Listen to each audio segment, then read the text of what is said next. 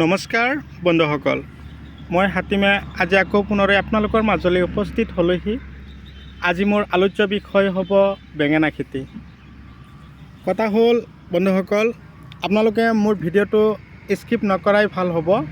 আজি মই বেঙেনা খেতিৰ কেইটামান সমস্যা লৈ আপোনালোকৰ মাজলৈ উপস্থিত হৈছোহি। তো আপোনালোকে মোৰ ভিডিঅ'টো যদি গুৰুত্ব সহকাৰে শুনিব পাৰে তেনেহ'লে আপোনালোকে বেঙেনা খেতিৰ সম্পূৰ্ণ তথ্য পাই যাব। কথা হ'ল, মই আজি বটল বেঙেনা খেতিৰ ওপৰত আলোচনা কৰিম। তো গছত লাগন কি ক'ম আৰু, ধুনীয়াকৈ লাগন দিছে। তো এইটো বেঙেনা আপোনালোকে 2 পৰা 3 দিন পিছে পিছে ছিঙন দিব। আৰু বেঙেনাৰ চাইজ মই মাত্ৰ এটা বেঙেনা দেখুৱাই দিছোঁ, তাৰমানে শকত হৈছে। মই এই বেঙেনাটো ৰাখি দিছোঁ তাৰমানে আপোনালোকৰ কাৰণে। আপোনালোকৰ যদি বীজ লাগে, চাওক এটা গছত কিমান বেঙেনা লাগন দিছে। ওখ মোটামুটি কিমান হ'ব, 2 ফুট 2.5 ফুট গছ। কিন্তু 2.5 ফুট যে ওখ হৈছে এটা গছতে, মই কি ক'ম, মই আপোনালোকক দেখুৱাই আছোঁ অন কেমেৰাৰ মাজত। আপোনালোকে লক্ষ্য কৰক, চাব পাৰিছে এটা গছতে 10 পৰা 15টাকৈ বেঙেনা লাগন দিছে। তো এই বেঙেনাটো মই বুঢ়া হ'বৰ কাৰণে থৈ দিছোঁ, বা বীজটো ডাঠ হ'বৰ কাৰণে। এইটোৰ বীজ আপোনালোকৰ কাৰণে পঠিয়াই দিম। যদি আপোনালোকৰ কাৰোবাৰ বীজৰ প্ৰয়োজন হৈছে আপোনালোকে মোক যোগাযোগ কৰিব। তো চাওক, প্ৰতিটো গছতে 8টা 10টাকৈ বেঙেনা লাগন দিছে।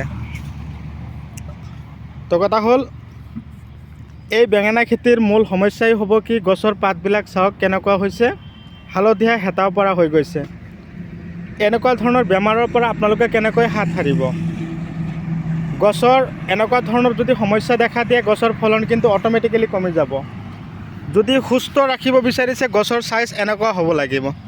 যদি এনেকুৱা ধৰণৰ গছৰ পাতবিলাক চিকচিকীয়া হৈ থাকে বা পাতবিলাক ভাল থাকে, তেনেহ'লে আপোনালোকৰ খেতিত কমেও 5 পৰা 6টা মাহ আপোনালোকে বিকিব পাৰিব। এইটো কিন্তু লোকেল বেঙেনাৰ মাজতে পৰিছে।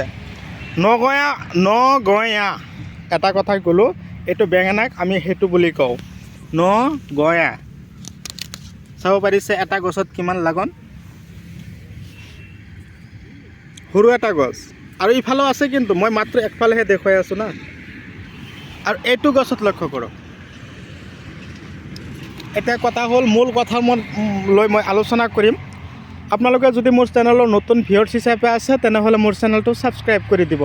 আপোনালোকৰ সহায় সহযোগিতা কামনা কৰিছোঁ। আপোনালোকৰ সহায় সহযোগিতা পাই মই বহুতখিনি আগবাঢ়িব পাৰিছোঁ। আপোনালোকৰ যিমান সহায় সহযোগিতা লাগে, দিহা পৰামৰ্শ লাগে খেতিৰ কাৰণে, মই দি যাম। কথা হ'ল, আপোনালোকে খেতি কৰিব, আপোনালোকৰ নিজৰ বিবেক বুদ্ধি, নিজৰ পৰিশ্ৰমৰ ওপৰত আপোনালোকে খেতি কৰি আগুৱাই যাব। কিন্তু কথা হ'ল, আপোনালোকে বেলেগৰ কথা শুনি আপোনালোকে খেতিত গুৰুত্ব নিদিব। আজিকালি ধৰক, মই এটা কথাই কওঁ, নিজৰ বুদ্ধিৰ ওপৰত আপোনালোকে কাম কৰি আগুৱাই যাওক। দিহা পৰামৰ্শ কি লাগে মই বুজি পাম। ঔষধ লাগে, দানা লাগে, মই পঠিয়াম। যদি পঠিয়াব নোৱাৰোঁ, দানা ঔষধৰ নামখিনি মই আপোনালোকক ধুনীয়াকৈ কৈ দিম। কিন্তু সমস্যা হ'ল কি, বেঙেনা গছৰ এনেকুৱা ধৰণৰ সমস্যা, আৰু বেঙেনাবিলাক ফুটা কৰাৰ সমস্যা। বৰ্তমান জানুৱাৰী মাহ চলি আছে। এইটো বেঙেনা কিন্তু লগাইছিল অক্টোবৰ মাহত লগাইছিল, কিন্তু এতিয়া পূৰা লাগন দিয়া আছে গছত। তো আপোনালোকে এইটো সমস্যা দূৰ কৰিবৰ কাৰণে কি ঔষধ দিব? আপোনালোকে নিশ্চয় কুৱেশ্যন আপোনালোকৰ মাজত প্ৰশ্নবোধক চিন হৈ আহিছে যে কি কৰিলে এইটো গছৰ পৰা আমি বেমাৰৰ পৰা হাত সাৰিব পাৰিম। বেছি ডাঙৰ ঔষধ নহয়, মাত্ৰ আপোনালোকে ডেলিগেট, তাৰপিছত বুষ্টাৰ, লখণ্ডি, এনেকুৱা ধৰণৰ ঔষধ আপোনালোকে স্প্ৰে কৰি যাব। আপোনালোকৰ খেতিত কোনো ধৰণৰ পোক নাথাকিব।